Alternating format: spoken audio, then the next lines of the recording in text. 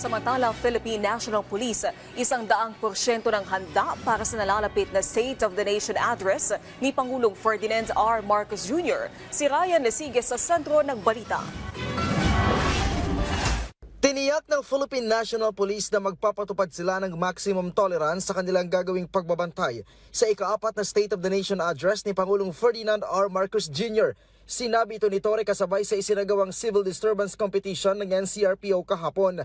Ayon sa hepe ng pambansang pulisya, inaasahan na nila ang iba't ibang opinyon ng taong bayan sa tuwing sasapit ang SONA ng Pangulo kung kaya't mahigpit nila itong pinaghahandaan.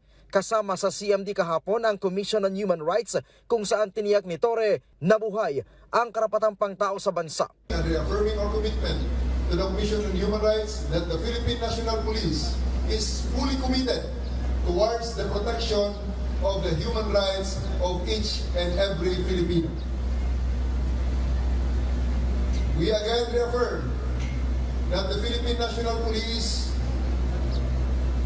will stop at nothing to ensure that each Filipino right is protected, enhanced, and each Filipino citizen has the ability to exercise these human rights, his civil rights, and all the other rights that is accorded to him by our Constitution. Pagbibigay din ni Torre na kahit anumang sitwasyon ang kanilang datnan sa araw ng SONA, sisikapin nila na hindi gumamit ng puwersa o lakas laban sa mga magtatangkang manggulo sa SONA. However, if there is a need, absolute need for us to employ force, we must ensure that this is calibrated. We must ensure that this is appropriate.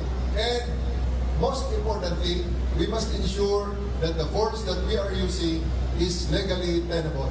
Sa ngayon ay 100% na silang handa para sa SONA. Nasa 12,000 hanggang 13,000 na mga pulis ang ipapakalat mula sa National Capital Region Police Office o NCRPO at mga kalapit na police regional offices mula Calabarzon at Central Luzon. Wala naman daw natatanggap na banta ang PNP para sa SONA.